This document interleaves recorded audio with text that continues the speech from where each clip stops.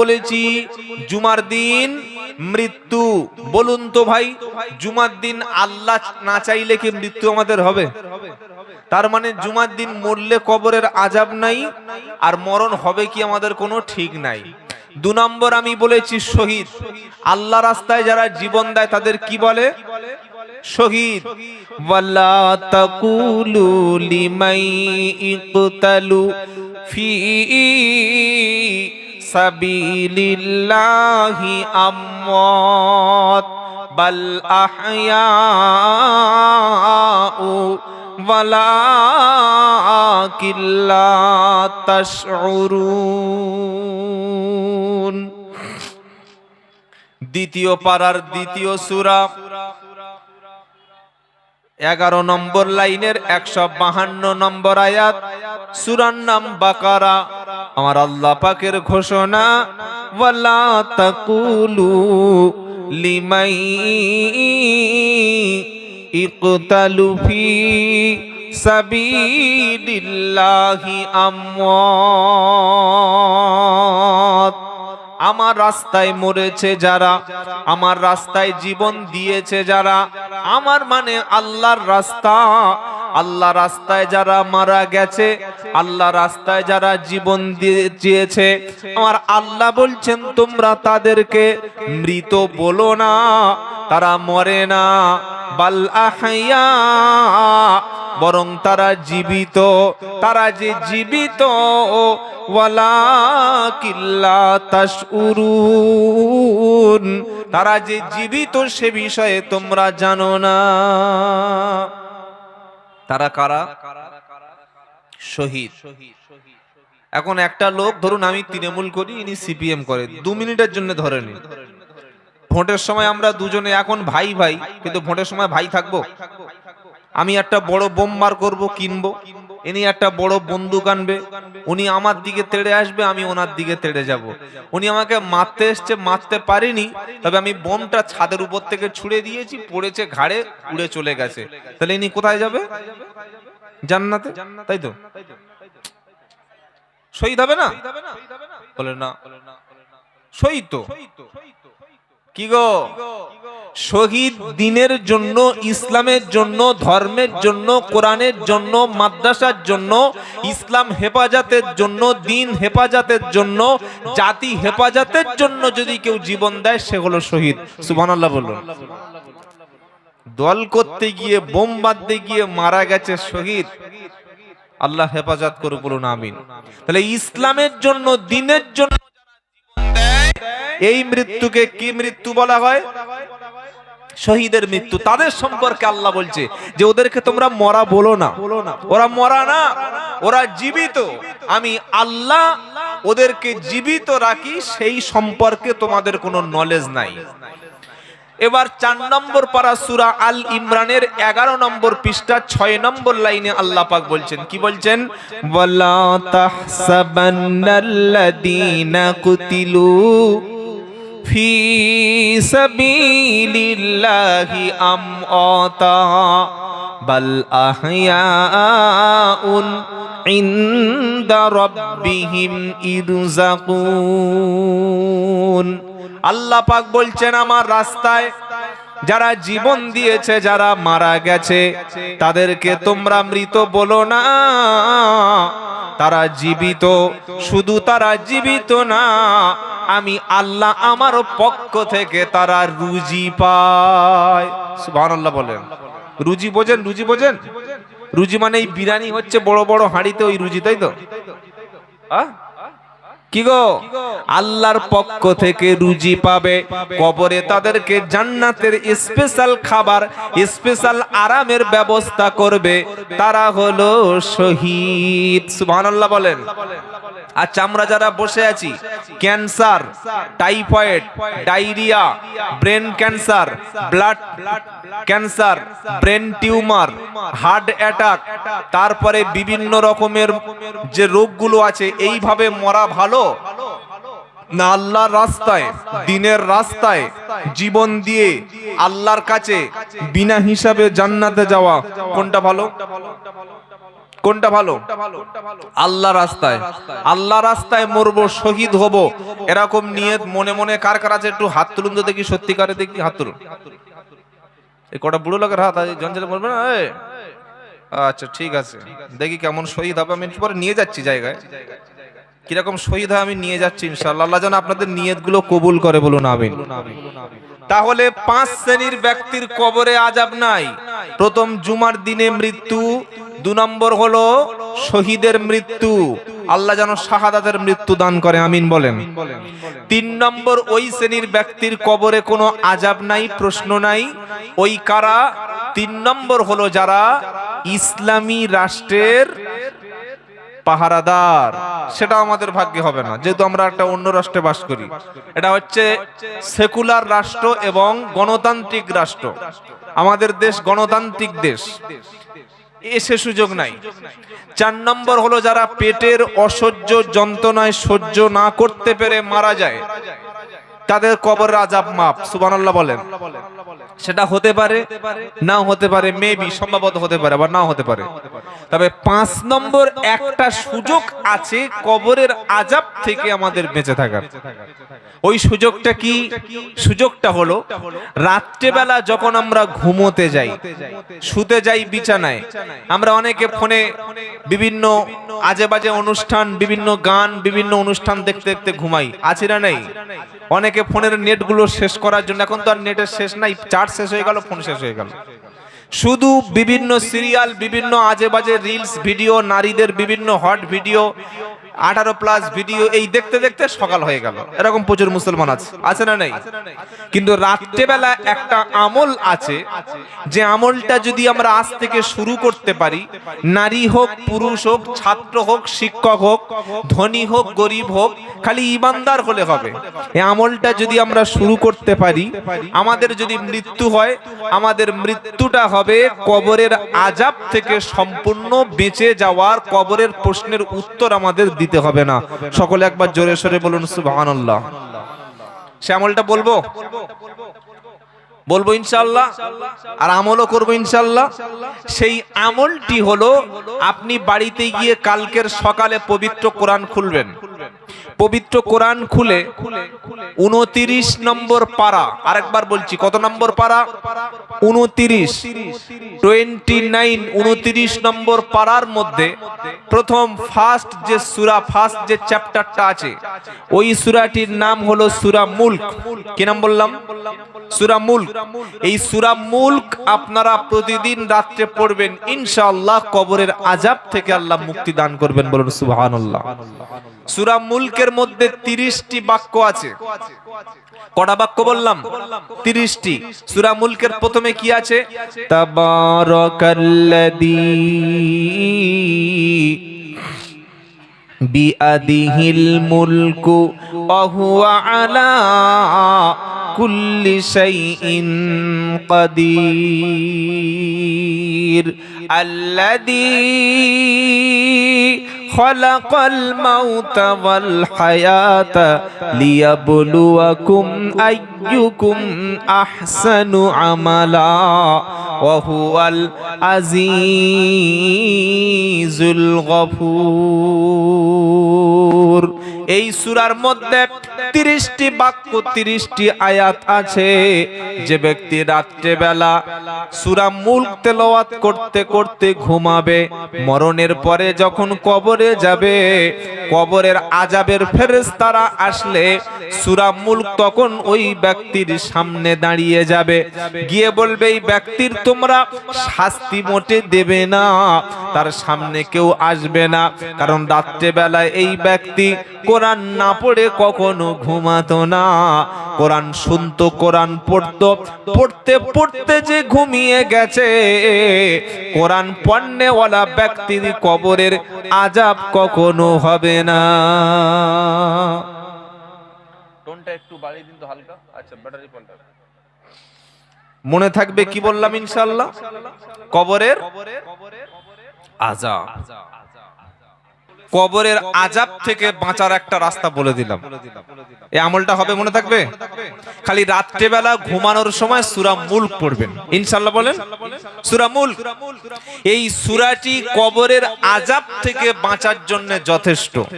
আর কেউ যদি মনে করে যে আমি নামাজ পড়বো না, কোরআন পড়বো না, রোজা করব না, সুদ খাবো, মিথ্যা বলবো, চিটিংবাজি করব, লটারির টিকিট কাটবো, মরণের পরে গরু জবাই করব, মিলাদ হবে, হুজুর এসে দোয়া করে দেবে, কবরে এসে ফেরেশতারা পাগল হয়ে ফিরে চলে যাবে, এটা ঠিক বললাম তো? কি গো, যার সারা জীবন নামাজ নাই, রমজান মাসে পেটের গ্যাসের দোহাই দিয়ে সারাদিন গরুর মতো খাচ্ছে, সন্ধ্যাবেলা আবার কোঁত করে ইফতার পার্টি করছে, এই মুসলমানের বাড়িতে 40-এর মিলাদ দিলে মাপ হবে? এটা বিশ্বাস হচ্ছে? আমার তো বিশ্বাস হচ্ছে না, আপনাদের হলে হতে পারে। মনে রাখবেন, 4 শ্রেণীর মানুষ এমন আছে যে 4 শ্রেণীর ব্যক্তির জন্য ও যতই দোয়া করি, যত বড় মুফতি সাহেব, যত বড় হুজুর সাহেব এসে দোয়া করুক, 4 শ্রেণীর ব্যক্তির জন্য কোনো দোয়াই কাজ হবে না। কটা বললাম? 4টে কাজ পৃথিবীতে করলে তার দুনিয়ায় তার জন্য দোয়াতে কাজ হবে না, আর মরণের পরে তার জন্য যত বড় দোয়ার মজলিস করুক কাজ হবে না। এই কথাটা কিন্তু আমার না। 29 নম্বর পারা, 17 নম্বর পৃষ্ঠা, 12 নম্বর লাইন, 42 নম্বর আয়াত, সূরার নাম মুদ্দাসির। যারা বাংলা পড়তে পারেন ভাই, আমার কথা শুনে রেগে যাবেন না, বাড়িতে গিয়ে কোরআনুল কারীমটা খুলুন। বাংলা কোরআন থাকলে সূরা মুদ্দাসিরের 42 থেকে 45, 46 এই 4টি-5টি আয়াত পড়ে কাল সকালবেলা আমার এই বক্তব্যটা মিলিয়ে দেখবেন যে আমি আব্দুল্লাহ জুবায়ের আপনাদের ঠকিয়ে গেলাম নাকি সত্যটা বলে গেলাম। যদি মনে করেন যে হ্যাঁ আল্লাহর কোরআন থেকেই সত্যটা বলে গেছি, তাহলে মানবেন কি না মানবেন আপনার দায়িত্ব। আর যদি না মানতে পারেন, কোন হুড়ুম বক্তা, হুটকো কোম্পানির বক্তা এসে বলে দেবে বাবা তোমার নামাজ রোজা লাগবে না, খালি আমি তোমার জন্য দোয়া করে দেবো, এমনি জান্নাতে চলে যাবে, তাদের পিছনে ছুটতে পারেন। কিয়ামতের দিন ফেঁসে গেলে কিন্তু আমার আর দোষ হবে না। কি বলেছি মনে থাকবে? 4 শ্রেণীর ব্যক্তির জন্য যতই দোয়া করি, যতই কান্নাকাটি করি, দুনিয়াতেও লাভ নাই আর আখেরাতে লাভ নাই। কটা? আগে 5টা বলে দিয়েছি, 5 নাম্বার কবরের বলে দিয়েছি। এইবার 4 শ্রেণীর ব্যক্তির জন্য কোনো দোয়া কাজ হবে না। তারা কারা? এটা কোরআনুল কারীম থেকে শুনুন। ইয়াতাসাআলুনা আনিল মুজরিমিনা মা সালাকাকুম ফি সাকর। ডাইরেক্ট আল্লাহর কথা বলছি, কোনো মানুষের বানানো কথা নয়। শুনছেন আপনারা? কোন মানুষের যদি কথা বলি ভুল হতে পারে, কোন বক্তার কথা বললি ভুল হতে পারবে, কোন বুজুর্গ লোকের কথা বললে অনেকে মানবে অনেকে মানবে না, কিন্তু আল্লাহর কথা বলবো আর মানবে না, সে মুসলমান থাকবে? জোরে বলুন। যদি কেউ মুসলমান বলে আল্লাহর এই কথাটা মানি না, কোরআনের ওই অংশটা মানি না, ও আর মুসলমান নয়, ও কাফের। ওর প্যান্টের চেন খুললে হয়তো মুসলমানি দিয়েছে দেখতে পাবেন, ওর মাথায় হয়তো টুপি পাবেন, মুখে হয়তো দাড়ি পাবেন, হয়তো সালাম দেবে, গরুর গোশ 1 কেজি খেতে পারে, ঈদের সময় নামাজ পড়তে পারে, কিন্তু কেউ যদি কোরআন শুনে বলে এ কথাটা মানি না, এটা আমি মানতে পারবো না, যেটা আমি মেনে নিতে পারছি না, বা এটা আমার পক্ষে অসম্ভব, এটা আমি বিশ্বাস করি না, ওর নাম কাফের। ওর নাম কি? কাফের। তাহলে আল্লাহ কি বলছেন? ফি জান্নাতিন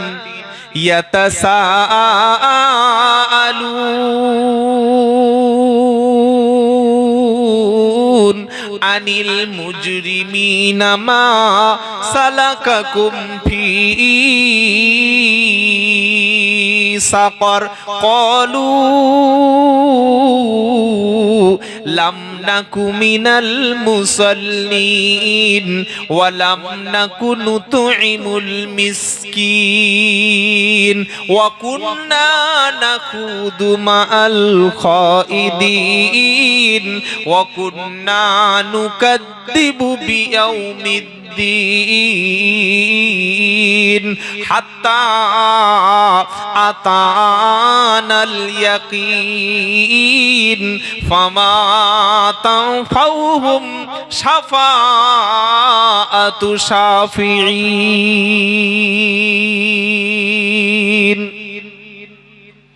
আমরা যারা ঈমান এনেছি আল্লাহর উপরে, নামাজ পড়েছি, দান সদকা করেছি, রমজানে রোজা রেখেছি, বাপ মাকে খেদমত করেছি, আমরা যখন জান্নাতে যাব, জান্নাতে গিয়ে দেখতে পাবো ওমর চোখের একদল লোক জাহান্নামে ধোলাই খাচ্ছে। এছাড়া অন্য কোনো কাপটা নিয়ে তো হাত পুড়ে যাবে, আমার মুখটাও পুড়ে যাবে, এক ভয়ঙ্কর জিনিস। কি বুঝলেন? আমরা যখন জান্নাতে যাব, জান্নাত হলো উপরের স্থান, জাহান্নাম হলো নিচের স্থান। জান্নাতীরা থাকবে উপরে, জাহান্নামীরা থাকবে নিচে। জান্নাতীর ব্যক্তিরা খাবে হালাল খাবার, জাহান্নামীরা খাবে নাপাক খাবার। জান্নাতীরা সুঘ্রাণ পাবে, জাহান্নামীরা দুর্গন্ধ পাবে। জান্নাতীরা শান্তিতে থাকবে, জাহান্নামীরা কষ্টে থাকবে। জান্নাতীরা মরবেও না, আর জাহান্নামীরা মরণ চাইবে, মরণ তাদের হবে না। জান্নাতি ব্যক্তিগুলি তাদের জীবন কখনো শেষ হবে না, তাদের চেহারার রূপ বাড়তেই থাকবে। জান্নাতের মধ্যে কোনো কষ্ট নাই, আর জাহান্নামের মধ্যে আরামের কোনো ব্যবস্থা নাই। জান্নাতি ব্যক্তিগুলি যখন জান্নাতের উপরে বসে বসে নিচের দিকে তাকাবে, দেখবে এটা অমর চক্র, ওমর চকের একদল লোক একই পাড়ায় বসেছিল, পাশাপাশি বসেছিল, একসঙ্গে ব্যবসা করেছে, একসঙ্গে বেঁচেছিল, একসঙ্গে বাজারে চলেছে, কিন্তু জাহান্নামের মধ্যে এক শ্রেণীর মানুষ সেদিন ধোলাই খাচ্ছে। কি খাচ্ছে বলুন? ধোলাই বোঝেন? ধোলাই মানে বিরিয়ানি খাওয়াচ্ছে, তাই তো? চোখে তারা কানা হবে, কানে শুনতে পাবে না, আর এমন মার মারবে সেদিন আওয়াজও বাইরে যাবে না। ঘরের মধ্যে স্বামী তার স্ত্রীকে মারছে, মারার আগে বলছে এক কাজ কর, বললে এলসিডিটা ফুল ভলিউমে দিয়ে বিবিকে পিটে আদায় করে নে। এরকম বউ মারা লোক সমাজে আছে না নেই? জোরে বলুন। রমজান মাসে ছোলা চিনি দেয়নি, খেজুর দেয়নি, মুড়ি দেয়নি, বউকে বলছে কটা রোজা হয়ে গেল, খেজুর কই, ছোলা কই, মুড়ি কই, সামনে আর 2 সপ্তাহ পরে ঈদ, তোর বাপ মা এখনো পর্যন্ত জামা কাপড় কিনে দেয় নাই। মুসলমান বলছে, কি বলছে বুঝতে পারছেন না? আপনার শ্বশুর যে তার 20 বছর 18 বছরের পরিশ্রম করা, হৃদয় নিংড়ানো, লেখাপড়া শিখিয়ে একটা সুকন্যা, একজন পারফেক্ট ম্যাচিউরড একটা মহিলাকে আপনার জীবনের সাথী বানিয়ে দিয়েছে, সে যে আপনাকে রান্না করে খাওয়াচ্ছে, আপনার শরীরের শান্তি দিচ্ছে, আপনার মনের তৃপ্তি দিচ্ছে, আপনার বাচ্চার সেবা শুশ্রূষা করছে, আপনার জামা কাপড় পরিষ্কার করে দিচ্ছে, আপনার সংসারটাকে হেফাজত করছে, এজন্য শ্বশুরকে ঈদের আগে জামা কাপড় জামাই শ্বশুর বাড়িতে দেওয়া উচিত ছিল। জামাই শ্বশুর বাড়িতে কিছু চিনি, কিছু ছোলা, কিছু ইফতারের খাবার পাঠিয়ে দেওয়ার দরকার ছিল। জামাই শ্বশুর বাড়ি দিয়ে আসার দরকার ছিল যে আব্বা আপনি যে মূল্যবান সম্পদটা আমাকে দিয়েছেন, না হলে আমি শেষ হয়ে গিয়েছিলাম, আমার বেঁচে থাকার অস্তিত্ব ছিল না, আমি জাহান্নামে চলে যেতাম, আমার সংসারের হালটা ফিরিয়ে দিয়েছে। তা না করে হারামখোর বুড়ো কুমিরের মতো হা করে বসে আছে, খাবে ঈদের সময়। কি বলছি বুঝতে পারছেন না? শ্বশুর লুঙ্গি দেবে, শ্বশুর পাঞ্জাবি দেবে, আর ওই পরে ঈদে যাবে, লজ্জাও নাই, শরমও নাই, হায়াও নাই। এটা মুসলমান বলে দাবি করে। আল্লাহ মাফ করুক, সকলে বলুন আল্লাহুম্মা আমিন। তো আমরা যখন জান্নাতে যাব, দেখবো একদল লোক ধোলাই খাচ্ছে, এত মার খাচ্ছে, আযাব, সে আযাবের কোনো ব্রেক নাই। তখন জান্নাতীরা জিজ্ঞাসা করবে, কি বলবে? ইয়াতাসাআলুনা আনিল মুজরিমিনা মা সালাকাকুম ফি সাকর। ও জাহান্নামীর অধিবাসীরা, জাহান্নামের বাসিন্দারা, তোমরা এত ধোলাই কেন খাচ্ছ বুঝতে পারছি না। তোমাদের বাড়ি ছিল, টাকা ছিল, পয়সা ছিল, জমি ছিল, স্ট্যাটাস ছিল, সারা মাস রোজা করে না, কিন্তু ঈদের সময় এমন মার্কেটিং করবে, চেহারার পোশাক দেখলে মনে হবে মুফতি সাহেবের ছানা। এক মাস তারাবি পড়েনি, এক মাস রোজা রাখেনি, আর ঈদের ময়দানের সামনের কাতারে বসে আছে যেন বিশাল বড় পীর সাহেবের মুরিদ। ফজরের নামাজ পড়েছো? ঈদের দিন ফজরের নামাজ পড়েছো?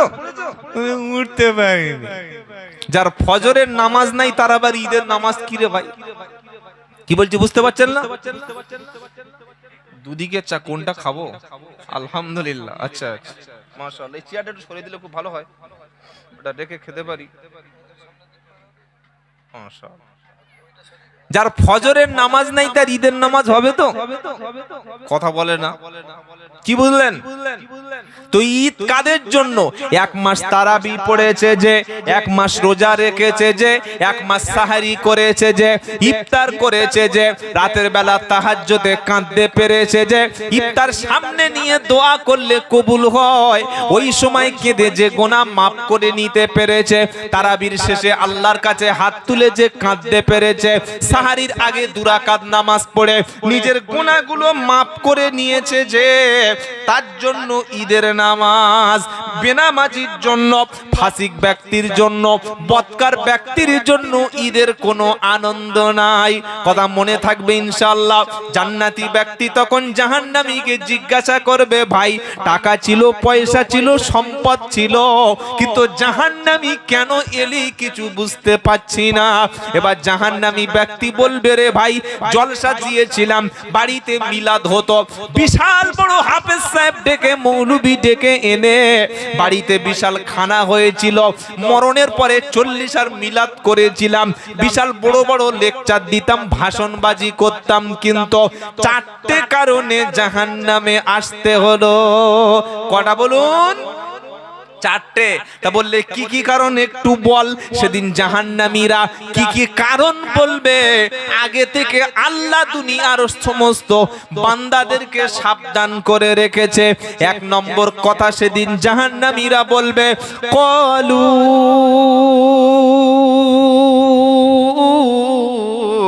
লাম নাকু মিনাল মুসাল্লিন।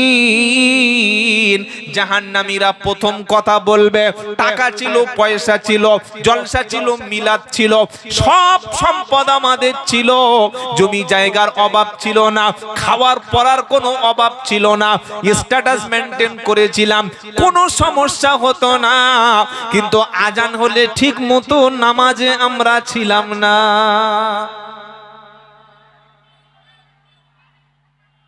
চল্লিশ বছর জলসা দিচ্ছে, জলসার সেক্রেটারি জুমার নামাজ পড়ে না।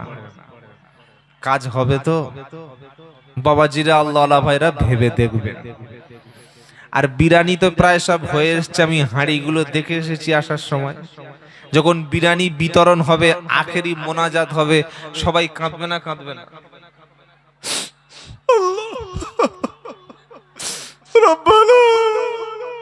যেন বুনো শিয়ালের মতো চিল্লাচ্ছে। আল্লাহ বলছে, এই ফেরেশতারা যা যা যা, কটা মালগুলো দেখ। এই যে কাঁদছে ফজরের নামাজেদের খুঁজে পাওয়া যাবে তো? ঈশায় পাওয়া যাবে তো? যাদের নামাজে পাওয়া যাবে তাদের জান্নাতে পাওয়া যাবে, যাদের নামাজে পাওয়া যাবে না, ওয়াল্লাহি আল্লাহর কসম করে বলছি, তাদের জান্নাতে পাবেন না। কি বললাম বুঝতে পারলেন না? যাদেরকে নামাজের কাতারে পাবেন, নামাজের মধ্যে পাবেন, তাদের জান্নাতে পাবেন, আর যাদের নামাজে পাবেন না তাদের জান্নাতে পাওয়া পরিষ্কার হিসাব। নামাজের সঙ্গে যার সম্পর্ক নাই, আল্লাহর সঙ্গে তার কোনো সম্পর্ক নাই। রমজান মাস চলছে, এই মাসে আমাদের একটা সুযোগ এসছে, অন্তত 5 ওয়াক্ত নামাজ মসজিদে পড়া। সুযোগ আছে না নাই? দিনের বেলা দেখি সিগারেট টানছে আর এই লটারির টিকিট কাটছে মুসলমান, দাড়ি হাত পেকে গেছে। 55-60 হয়ে গেছে, এখনো মরার ভয় নাই। সিগারেট টানছে বিকাল 3টের সময়, আর বলছে লটারির টিকিট দে, এই ইফতার করবে। এর মরণের ভয় আছে? রমজান মাস এর কাছে রমজান আছে? হ্যাঁ না বলে না? তো এই হারামখোরের বাড়িতে যদি 50,000 টাকার গরু ফেলে আর 30,000 টাকার হুজুর এসে দোয়া করে, আল্লাহর জন্য একটা বড় জান্নাত দেবে তো? আগে আমার ধরবে, এই কার জন্য কেঁদেছিলিস? খালি টাকাটা মাল ঘুরে নিয়ে চলে গেছিস না? যার জন্য কেঁদেছিলিস নামাজ ছিল, তার মধ্যে চরিত্র ছিল। নবী বললেন রমজান মাস যে পেল, রোজা করে গুনাহ মাফ করে নিতে পারলো না, সে ধ্বংস হয়ে যাক। রমজান শরীফের পবিত্র মাস পেল, নিজের গুনাহটা মাফ করে নিতে পারলো না, সে ধ্বংস হয়ে যাক। রমজানের মাস পেল, নিজের গুনাহ মাফ করে নিতে পারলো না, সে ধ্বংস হয়ে যাক। এ আমার চোখের মুসলমান, কেশপুরের মুসলমানেরা 12-13টা রোজা হয়ে গেছে, আর কয়েকটা দিন সামনে বাকি আছে। ইফতার সামনে নিয়ে কাঁদবো, সাহরিতে উঠে কাঁদবো, তারাবির নামাজের পরে কাঁদবো, ফজরের নামাজের পরে আল্লাহর কাছে কেঁদে বলবো রব্বানা 11টি মাস মদ খেয়েছি, সুদ খেয়েছি, জেনা করেছি, মিথ্যা বলেছি, চুরি করেছি, নামাজ কাজা করেছি, গান শুনেছি, অপরের সম্পত্তিতে ফাঁকি দিয়েছি, বেঈমানি বেইনসাফি করেছি, যেটা মুখে এসেছে সেটা খেয়েছি, যেটা চোখে এসেছে সেটা দেখেছি, কানে যেটা এসেছে সেটা শুনেছি। রব্বানা এই রমজান মাসে সুযোগ একটা দিয়েছো, গুনাহগুলি মাফ করে নেব। এই রমজান মাসে যে গুনাহ মাফ করে নিতে পারলো না, আমার নবী বললে সে ধ্বংস হোক। নবী মিথ্যা কথা বলে? নাউজুবিল্লাহ। কোন আলেম, কোন বক্তা, কোন হুজুর মিথ্যা বললে বলতে পারে কি পারে না? ভালো পারে, কিন্তু আল্লাহর রাসূল করিম সাল্লাল্লাহু আলাইহি ওয়াসাল্লাম কোন মিথ্যা বলেন না, তিনি সত্যবাদী। এটা সেই যুগের কাফেররা প্রমাণ করে। সুবহানাল্লাহ বলতে মন চাইলো না? আরবের মানুষগুলো মুহাম্মদ সাল্লাল্লাহু আলাইহি ওয়াসাল্লাম রাস্তা থেকে চলে গেলে 40 বছরের আগে যখন তিনি নবুয়ত পাননি, আরবের মানুষ কেউ মুহাম্মদ বলে ডাকতো না সাল্লাল্লাহু আলাইহি ওয়াসাল্লাম। কি বলতেন জানেন? ওই দেখো আস-সাদিক যাচ্ছে, সত্যবাদী যাচ্ছে। ওই দেখো আল আমিন যাচ্ছে, বিশ্বাসী ব্যক্তি যাচ্ছে। সত্যবাদী আর বিশ্বাসী এই নাম দুটি মক্কার কাফের কুরাইশ সোসাইটি মুহাম্মদ সাল্লাল্লাহু আলাইহি ওয়াসাল্লামকে দিয়েছিল। আজ আমরা রাস্তা থেকে চলে গেলে আমাদের সত্যবাদী বলে না পাকা চিটিংবাজ যাচ্ছে বলে। নবীর কাছে সম্পদ রাখলে, জমি রাখলে, টাকা রাখলে, স্বর্ণ রাখলে, ও 10 বছর 20 বছর পরে চাইলে যখন চাইতো তখন ফেরত দিত। আর এখন মাদ্রাসার সেক্রেটারি, মাদ্রাসা 2 তলা হয় নাই, সেক্রেটারি ঘরটা 3 তলা হয়ে গেছে। কি বলছি বুঝতে পারছেন না? মসজিদের ক্যাশিয়ার, মসজিদের ছাদ থেকে জল পড়ছে, ইমামের 6000 টাকা মাইনে দেয় না, মসজিদের ক্যাশিয়ার দেখি 2 তলায় 6টা রুমে, সব রুমে এসি। সুবহানাল্লাহ বলুন, সুবহানাল্লাহ। ধুনবে কবরে গেলে। মসজিদের উন্নতি হয় নাই, সেক্রেটারি উন্নতি হয়ে গেছে। কি বুঝলেন? আর আল্লাহর নবী কাফেররা তাকে বলতো দেখো সত্যবাদী, দেখো বিশ্বাসী। ওই মুসলমান আমাদের হতে হবে ভাই। পরের সম্পত্তি ক্ষতি করে, পরের জমি দখল করে, পরের টাকা মেরে দিয়ে, জনগণের সম্পত্তি লুটে পুটে খেয়ে, বুড়ো বয়সে হজ করে, সাদা জামা পরে, দাড়ি লাল করে, আর চায়ের দোকানে টিপিল হাজি বললে টিপিল লাঠি দিয়ে ফেরেশতারা পিটবে। কথা মনে থাকবে ইনশাআল্লাহ। সেজন্য এই রমজান মাস হচ্ছে গুনাহ মাফের মাস। কিসের মাস? গুনাহ মাফ করে নেওয়ার মাস। জাহান্নামীরা প্রথম যে কথাটা বলবে যে কেন জাহান্নামে এলি, তারা বলবে কি নামাজ পড়তাম না। কি বলবে? জোরে বলেন। আজ আপনারা যারা এসেছেন নারী পুরুষ, আজ থেকে তওবা করুন।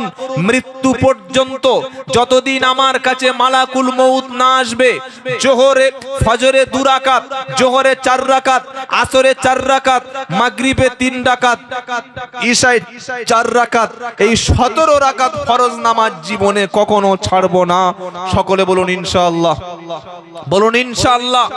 মায়েদেরকে আল্লাহ মাসে মাসে কিছু সাবসিডি দিয়েছেন, কনসেশন রয়েছে, ছাড় রয়েছে, কিন্তু বেটা ছেলের জন্য বেহুশ হয়ে যাওয়া ছাড়া আর পাগল হয়ে যাওয়া ছাড়া একটা বেটা ছেলের কোনো অবস্থায় নামাজ মাপ নাই। তাহলে জাহান্নামে যাওয়ার সবচাইতে যে বড় কারণ সেটা কি ছিল? নামাজ ছিল না। কি ছিল না? নামাজ ছিল না। নামাজ সকলে আদায় করবো ইনশাআল্লাহ। বলেন বলেন ইনশাআল্লাহ। জাহান্নামীরা 2 নম্বর কারণ বলবে, ওয়ালাম নাকুনু তুইমুল মিসকিন।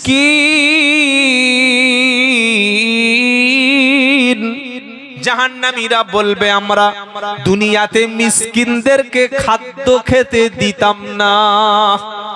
মিসকিন কারা জানেন? জানেন না? সকালবেলা হাতে ব্যাগ, মাথায় টুপি নিয়ে বাড়ির সামনে এসে আসসালামু আলাইকুম ভাই, 10টা টাকা দাও খাবো, এটার নাম কি? না না না না, এটা মিসকিন না, এটার নাম কি? ফকির, ধান্দাবাজ। এখন আর ফকির পাবেন না। অরিজিনাল যে ফকির সে বাড়িতে শুয়ে আছে, তার দেখার লোক নাই। আর যারা আমাদের প্রফেশনাল ফকির, এই মালগুলো 2-3টে অ্যাকাউন্ট চলছে ব্যাংকে। কলকাতায় পাকসার কেসে ফকিররা সব ফোন পে ইউজ করে। ওদের আর মানে ক্যাশ টাকা নেবে না, বলবে আমার স্ক্যানে মেরে দাও। কি বলছি বুঝতে পারছেন না? এই হচ্ছে ধান্দাবাজ ফকির। ও ব্যাগে 20 কেজি 30 কেজি চাল, ওর পকেটে 250-300 টাকা হয়ে গেছে, তবু বলছে আর একটা বাড়ি যাই যদি কিছু মাল তুলে আনতে পারি। এরা হচ্ছে ধান্দাবাজ, এদের দেবেন না। দেখবেন এই রমজান মাসে মাথায় টুপি, মুখে দাড়ি নিয়ে আর পাড়ায় পাড়ায় মাইক নিয়ে ঘুরে, বাবা মাদ্রাসায় দান করো, ওগো মা একটা কোরআন শরীফ দাও, তোমার আব্বা কবরে সওয়াব পাবে। একটা মেয়ে ছেলে বললো, বাবা একটা নতুন কোরআন কিনেছি, সবে 2 দিন হচ্ছে, এটা নিয়ে যাও। বলে না না, কোরআন লাগবে না, আমার 500 টাকা লাগবে। ধান্দাবাজ, বুঝতে পারছেন না? এই টাকাটাও খাবে, এটা ওর ব্যবসা, এটা ওর ব্যবসা, এটা খাবে। সেজন্য আপনারা কেশপুরের সজাগ মুসলমান, দান করতে হলে নিকট কোন মাদ্রাসা এতিমখানায় গিয়ে দিয়ে আসবেন, বিশ্বাসযোগ্য বিশ্বস্ত জায়গায় দিয়ে আসবেন। যারা দাড়ি টুপি পরে বেশিরভাগ চিটিংবাজ ফ্রড কেস আছে, এদেরকে দেবেন না। দেখে শুনে যাচাই বাছাই করে, জাস্টিফাই করে, যদি মনে হয় লোকটা পারফেক্ট, তবেই দেবেন। কি বলছি বুঝতে পারছেন না? অধিকাংশই ধান্দাবাজ, চাঁদা তুলে খাচ্ছে মাদ্রাসার নাম করে। মাদ্রাসা মসজিদ কিচ্ছু নাই, কিচ্ছু মাদ্রাসা মসজিদ চালায় না। আর যারা প্রকৃত মাদ্রাসা মসজিদ গুলো চালাচ্ছে, তারা 1 পয়সায় দান পাচ্ছে না। সেজন্য জাহান্নামে যারা যাবে, তারা 2 নম্বর কথা বলবে, ওয়ালাম নাকুনু তুইমুল মিসকিন। মিসকিনদেরকে খাদ্য দিতাম না। মিসকিন কারা? একটা হলো ফকির, একটা হলো এতিম, আর একটা হলো মিসকিন। ফকির কারা? যারা পঙ্গু হয়ে গেছে, যারা লোকের উপরে নির্ভরশীল, উপার্জন করার মতো কোনো ক্ষমতা নাই। মানুষ তাকে না দিলে সে খাবে না, মানুষ তাকে সাহায্য না করলে তার বেঁচে থাকার মতো কোনো উপায় নাই। অন্য লোকের উপর নির্ভরশীল ব্যক্তি, তার নাম হলো ফকির। তার নাম কি জোরে বলেন? ফকির। 2 নম্বর বলেছি এতিম। এতিম কারা? নাবালক সন্তান, ছেলে নাবালক, মেয়ে নাবালক।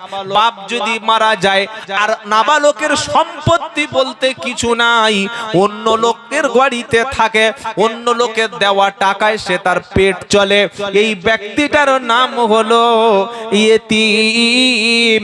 আর 3 নম্বর যার নাম বলেছি, তার নাম হলো মিসকিন। মিসকিনের সংজ্ঞাটা কি? ডেফিনেশন কি মিসকিনের?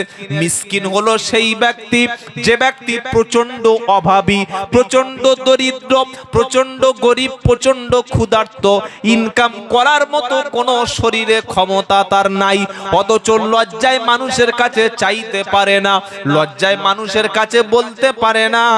সমাজের মানুষ খুঁজে খুঁজে ওই রকম ব্যক্তির বাড়িতে খাবার পৌঁছে দেবে, টাকা দেবে, যাকাত দেবে, ফিতরা দেবে। এই ব্যক্তির নাম হলো মিসকিন। মিসকিন বুঝতে পেরেছেন? কথা বলে না? একটা মেয়ে, স্বামী স্ত্রী দুজনে ছিল, দুটো ছেলে। স্বামীটা মোটামুটি 400-500 টাকা ইনকাম করতে, এখন স্বামী মারা গেছে, 2 বছর হয়ে গেছে। এই মেয়েটা অত্যন্ত সম্ভ্রান্ত, অত্যন্ত সেলফ রেসপেক্ট, আত্মসম্মান মর্যাদা তার অনেক বেশি। সে ইচ্ছা করলে পাড়ায় জাকাত কালেকশন করতে পারে, ইচ্ছা করলে পাড়ায় টাকা চাইতে পারে, ইচ্ছা করলে মানুষের দ্বারে দ্বারে ঘুরতে পারে। কিন্তু মেয়েটি অত্যন্ত ভদ্র ঘরের মেয়ে, তার নিজের আত্মসম্মান বোধ আছে, সে লজ্জায় কারোর কাছে যায় না, বলতে পারে না। অথচ এই মহিলার প্রয়োজন, এই মহিলাটা কি জোরে বলেন, মিসকিন। এই মিসকিনের কথা কোরআনে অনেক জায়গায় আছে, যেমন আরাআইতাল্লাযী ইউকাদ্দিবু বিদ্দীন ফাযালিকাল্লাযী ইয়াদুউল ইয়াতীম ওয়ালা ইয়াহুদ্দু আলা তুআমিল ফকির, তাই তো নাকি? তো আমিল মিসকিন, এখানে আল্লাহ মিসকিনদেরকে খাদ্য খেতে, খাদ্য দিতে উৎসাহিত করেছে। ঠিক আপনি যখন যাকাত দেবেন, যাকাত এই বিষয়টা বলছি 2-1 মিনিটের পরে, যাকাতের একটা অংশ কিন্তু এই মিসকিনরা পাবে। কারা পাবে? জোরে বলেন, মিসকিনরা পাবে। এখন জাহান্নামে যাওয়ার 4টে কারণের প্রথম কারণ বলেছি নামাজ না পড়া, 2 নম্বর কারণ বলেছি মিসকিনদেরকে খাদ্য না খেতে দেওয়া। আপনার গ্রামে, আপনার বাড়ির পাশে, আপনার ঘরের পাশে যদি এমন অসহায় ব্যক্তি থাকে যে ভিক্ষা করে না, লজ্জায় বলে না, তার টাকার দরকার, খাবারের দরকার, তিনি ক্ষুধার্ত, তার বাচ্চাগুলো অসুস্থ, তার বিবি পঙ্গু হয়ে গেছে, তিনি নিজেই বিছানায় পড়ে গেছে, টাকার দরকার, সম্পদের দরকার, আপনি ফিতরা, আপনি যাকাত, রমজানের কিছু ইফতার, কিছু খাবার, কিছু চাল, কিছু বাজার, কিছু সামগ্রী তার বাড়িতে পৌঁছে যদি না দেন, আপনি কিয়ামতের দিন কিন্তু আপনাকে জাহান্নামে যাওয়া লাগবে। কথা মনে থাকবে ইনশাআল্লাহ। জাহান্নামীরা 3 নম্বর কারণ বলবে, ওয়াকুন্না নাকুদু মাআল খাইদিন। জাহান্নামীরা বলবে আমরা দিন রাত সমালোচনা করতাম, গীবত গিল্লা করে বেড়াতাম, সারা দিন রোজা রেখে আসরের নামাজটা পড়ে একটা বড় নিমের দাঁতন, দাঁতন বোঝেন তো, মেসওয়াক, নিমের মেসওয়াকটা নিয়ে মুখের মধ্যে দিয়েছে, মুখের মধ্যে মেসওয়াকটা দিয়ে মসজিদের দিকে হেঁটে যাচ্ছে। রাস্তায় 3-4টে মুসলমান এক জায়গায় জড়ো হয়ে এবার গীবত শুরু করেছে। অমুকের মেয়ে খারাপ, ওর বউটা খারাপ, ওর ছোট ছেলেটা এই করেছে, সেই বাবলুর বউ ওই করেছে, সাইফুলের বৌমা ওই করেছে। রোজা রেখে গীবত করে যারা, ওদের রোজা কোনোভাবেই পূর্ণ রোজা হবে না। রোজা আমরা মনে করি না খেয়ে 10 ঘন্টা 12 ঘন্টা পানি পান করলাম না, এটার নাম রোজা না। রোজা রেখে একটা মিথ্যা বলতে পারবো না, এটা হলো জবানের রোজা। রোজা রেখে কোনো সুন্দরী নারী সামনে আসলে, রোজা করছি ঠিক আছে, কিন্তু চোখের কি অসুবিধা একটু দেখে নেই, চোখের রোজাটা নষ্ট হয়ে গেল। রোজা রেখে একটু গান শোনা, রোজা রেখে ঝগড়া করা, রোজা রেখে লোকের গীবত করা, এই কাজে বাড়ির মহিলারা একদম A1 ফার্স্ট। ও 3-4টে মেয়ে এক জায়গায় হলে গীবত করবেই। 3 ঘন্টা 4 ঘন্টা শাশুড়ির নামে, অন্য মেয়েদের নামে, অন্য লোকের সংসারে ঝগড়া অশান্তি বাদিয়ে দিয়ে চলে যাওয়ার সময় বলছে, বউ আল্লাহর কসম তোর গায়ে হাত দিয়ে বলছি, কার সাথে বলিস, এটা চলে আসার সময় বলছে। কি বললেন? রোজা রেখে 2 ঘন্টা একদম সংসারে অন্য লোকের আগুন জ্বালিয়ে দিয়েছে, আল্লাহর কসম, কার সাথে বলবো। কি বলছি বুঝতে পারছেন না? জাহান্নামে যাওয়ার যে কারণটা 3 নম্বর, যারা মানুষের গীবত করে, সমালোচনা করে, লোকের নিন্দা করে, বদনাম করে, আর লোকের সামনে পিছনে নিন্দা যারা করে, ও রোজা রাখলেও, নামাজ পড়লেও, দান করলেও, হজ করলেও, যাকাত দিলেও ওকে জাহান্নামে যেতে হবে। কাদের? ওয়াইলুল লিকুল্লি হুমাযাতিল লুমাযা আল্লাযী জামাআ মালাও ওয়া আদ্দাদা ইয়াহসাবু আন্না মালাহু আখলাদা কাল্লা লা ইউমবাদান্না ফিল হুতামা ওয়া মা আদরাকা মাল। বলো জোরে, তুমি বলো কামাল। হুতামা। কোরআন পড়বেন, কোরআন শিখবেন ইনশাআল্লাহ। বলেন আপনাদের গ্রামে মসজিদ আছে? হ্যাঁ বা না বলুন। আছে। মসজিদে ইমাম আছে না নাই? আছে। আপনি যদি মাগরিবের নামাজের পরে অথবা ইশার নামাজের পরে 30 মিনিট বা 1 ঘন্টা করে ইমাম সাহেবের কাছে বসে যদি বলেন, হুজুর আপনি যেরকম কোরআন পড়ছেন আমাকে ওইভাবে কোরআনটা শিখিয়ে দিন, ইমাম সাহেব মুখে থাপ্পড় মেরে 4টা দাঁত ফেলে দেবে, তাই তো? ইমাম সাহেবের কাছে কেউ যদি বলে আমি কোরআন শিখবো, আমি নামাজ শিখে নেব, আমি দ্বীন ইসলাম শিখবো, মসজিদে 1 ঘন্টা করে ইমাম সাহেবের রুমেও বসে শিখবো, ইমাম সাহেব শেখাবে না শেখাবে না? জোরে বলেন। আপনারা বক্তাকে 20,000 30,000 50,000 টাকা দিচ্ছেন, 20 হাঁড়ি বিরিয়ানি হচ্ছে, লাখ লাখ টাকা খরচ করে জলসা দিয়েছেন, শুনবেন সওয়াব আছে। কিন্তু আমরা যদি এই কাজটা যদি মাগরিবের নামাজের পরে, এশার নামাজের পরে, যাদের কোনো কাজ নাই বাজারে বসে বসে গল্প করছে, চা খাচ্ছে, বিড়ি খাচ্ছে, টাকা উল্টো পাল্টা খরচ করছে। আরে ভাই নামাজের পরে ইমাম সাহেবের রুমে, পার্সোনাল রুমে বসে 1 মাস 1.5 মাস 2 মাস 3 মাস 4 মাস 5 মাস যদি আপনি সপ্তাহে 3 দিন করে ইমাম সাহেবের কাছে বসেন আর কোরআন যদি শেখার চেষ্টা করেন, তাহলে আপনি শিখতে পারবেন না পারবেন না? আপনি মুসলমান দাবি করছেন অথচ কোরআন পড়তে পাচ্ছেন না। মুসলমান দাবি করছেন, আমি কোরআনের একটা আয়াত বলে ছেড়ে দিচ্ছি, আপনি বুঝতে পাচ্ছেন না। আপনি মুসলমান বলে দাবি করছেন, কোরআন শরীফ হাতে তুলে নিচ্ছেন না। আপনি মুসলমান বলে দাবি করছেন, আপনার মসজিদে কোরআন শরীফ আছে, এই রমজান মাসে কোরআন শরীফ খুলে দেখার মতো ক্ষমতা হচ্ছে না। আমার লজ্জা হওয়া দরকার, আমার কষ্ট হওয়া দরকার, আমার আফসোস করা দরকার যে আমি অরিজিনাল কি সেই মুসলমান যে মুসলমান রমজান মাস আসলে কোরআন ছাড়া অন্য কোনো কাজে ব্যস্ত থাকে না? ফজরের পর পড়ে, মাগরিবের পর পড়ে, ঈশার নামাজে কোরআন পড়ে, তারাবিতে কোরআন পড়ে, তাহাজ্জুদে কোরআন পড়ে, আসরের নামাজের পরে কোরআন পড়ে, জোহরের নামাজের পরে কোরআন পড়ে, কোরআন পড়ে আর চোখের পানি ফেলে আর আল্লাহর কাছে বলে, ওগো রব্বুল আলামিন, আল্লাহ তোমার যে কোরআন আমি পড়েছি ওই কোরআন মতো জীবন যাপন করতে পারি তৌফিক দাও। এটা বলে যারা, এটা বলার চেষ্টা করে যারা, আল্লাহ তাদের গুনাহকে মাফ করে দেন। সুবহানাল্লাহ। 70 বছর বয়স হয়ে গেছে, ওর কাছে গিয়ে রাজনীতির কথা বললে আমি বিশাল বুঝি, ও নবান্নের চাইতে বেশি বড় রাজনীতি বোঝে। আর দোয়া কুনুত জিজ্ঞাসা করো, মাল দেখি বাঁদিকের জুতো ডান পায়, ডান পায়ের জুতো বাম পায়ে দিয়ে দেখি সুসুর করে ব্লিডার বাড়ি চলে যাচ্ছে। ফেরেশতার বোকা পেয়েছো নাকি? রাজনীতির সব বোঝো, সংসারের সব বোঝো। 80 বছর বয়স, মসজিদে ইতিকাফে থাকা দরকার। পাড়ার ছেলেরা বলছে, ও চাচা 10টা দিন থাকো না ইতিকাফে। না আমার সংসার। তোর সংসার আবার কি? কি সংসার? দাড়ি পেকে গেছে, চুল পেকে গেছে, বউ মরে গেছে, ও মসজিদে ইতিকাফে থাকবে, গোনা মাফ করে নেবে, ও সুযোগ নাই। এখন সংসার বুঝেছে। কি বলছি বুঝতে পারছেন না? ইতিকাফে লোক এমনি এমনি বসে না, লুঙ্গি টাকার লোভ দেখাতে হয়।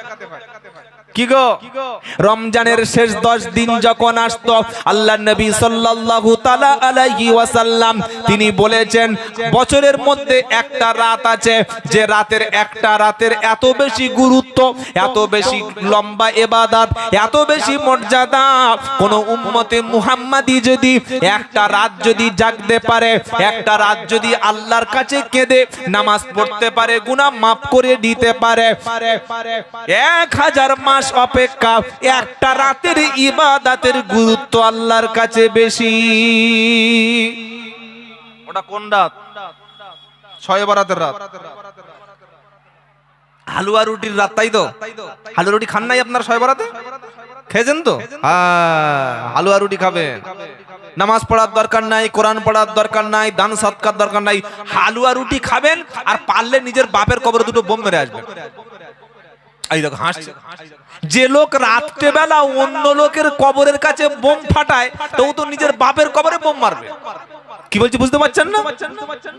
বিজেপি মারছে, অন্যান্য নরেন্দ্র মোদী মারছে, অমুসলমান মারছে, খুব দোষ হয়ে যাচ্ছে। আর শয়ে বরাতে তুমি তোমার বাপের কবরের কাছে কি করেছো? বাপের কবরের জিয়ারত করতে পারেনি, বাপের কবরের কাছে গিয়ে কোরআন শরীফের একটা আয়াত পড়তে পারেনি, বাপের কবরের কাছে গিয়ে হাত তুলতে পারেনি, ঠিক বোমবাজিয়া লাইটিং করে কবরে লাইটিং না। ঠিক আছে, আলহামদুলিল্লাহ।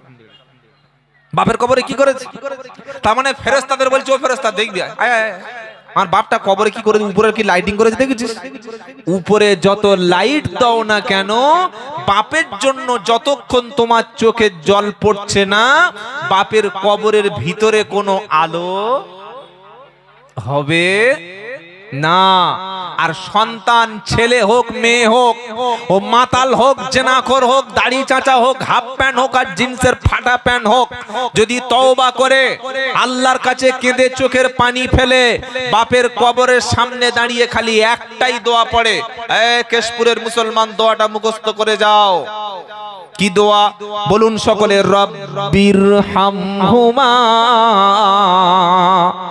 কামা রব্বায়ানি সগীরা। সকলে বলুন রব্বির। ইফতার করেছেন? হ্যাঁ, তা আওয়াজ করে গেল, বলো, বলুন রব্বির হামহুমা কামা রব্বায়ানি সগীরা। আসলে আমি সেই বক্তা না, আপনাকে মুখস্থ করিয়ে ধরে বলে বুঝিয়ে দিয়ে যাব। এরপরে না মানলে কাল সকালে মাথায় হাতুড়ি মারবেন, সব মাথা ঢুকে যাবে। কি বুঝলেন? এই দোয়াটি বাপ মার জন্য সব সময় করবেন। নামাজের পরে, তাহাজ্জুদে, ইফতারের সময়, সাহরির দোয়ার সময়, মানে তারাবির সময় যখন হাত তুলবেন আল্লাহর কাছে, বাপের জন্য, মায়ের জন্য, মৃত পিতামাতার জন্য এই দোয়াটি করবেন। কোন দোয়া? এটা কোরআনের দোয়া, 15 নম্বর পারা, 3 নম্বর পৃষ্ঠা, 7 নম্বর লাইন, 23 নম্বর আয়াত, সূরার নাম বনী ইসরাইল। আল্লাহ কি বলছেন? রব্বির হামহুমা কামা রব্বায়ানি সগীরা। সকলে আমার সঙ্গে পড়ুন, রব্বির হামহুমা কামা রব্বায়ানি সগীরা। আল্লাহ তাদের দুজনকে তুমি ক্ষমা করো। দুজন মানে বাবা এবং মা। আমি যখন ছোট ছিলাম তারা স্নেহ করে লালন পালন করেছে যেভাবে, আজকে আমি অসহায়, আজকে তারা অসহায়। আমি সন্তান এখন সম্পূর্ণ নিজে এস্টাবলিশড হয়ে গেছি, ঘর বেঁধেছি, গাড়ি করেছি, বাড়ি কিনেছি, কিন্তু বাপ মা কবরে অন্ধকার নীরব নগরে পড়ে আছে। ওরে বাপের কবরের উপর লাইটিং করে আলো দিয়ে কবরের আযাব কখনো বন্ধ হবে না। কবরের আযাব যদি বন্ধ করতে চাও, সন্তানের চোখের পানিটা কবরের সামনে গিয়ে ফেলো আর বলো রব্বির হামহুমা কামা রব্বায়ানি সগীরা। আল্লাহ তাদের দুজনের উপর তুমি রহম করো, দুজনের উপর ক্ষমা করো। আমি যখন ছোট ছিলাম তারা আমাকে যেভাবে লালন পালন করেছে, আজ কুদরতি ক্ষমতায় তোমার রহমতের চাদর দিয়ে আব্বা আম্মার উপরে রহম করো।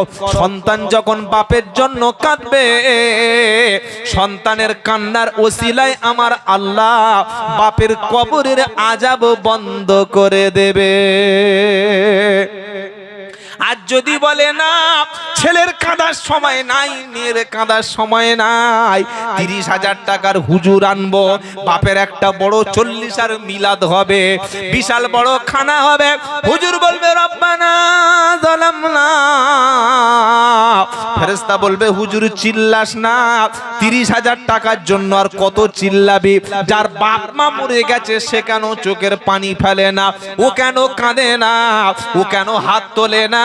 ও কেন আল্লাহর কাছে বলে না তুমি তো 30,000 20,000 টাকা ছাড়া আসবে না?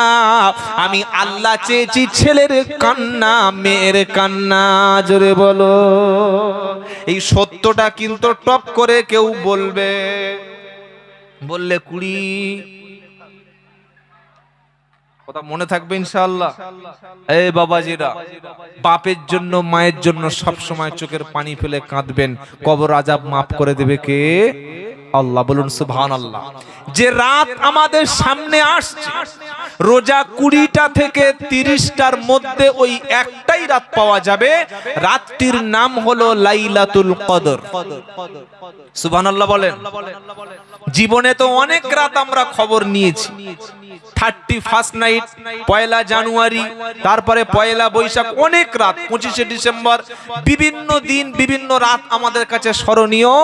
আর বিশ্বের মুমিন মুসলমানের জন্য বছরে একবার করে সুযোগ আসে, ওই রাতের নাম হচ্ছে লাইলাতুল কদর। এই রাতের জন্য আল্লাহ স্পেশাল একটা সূরা নাযিল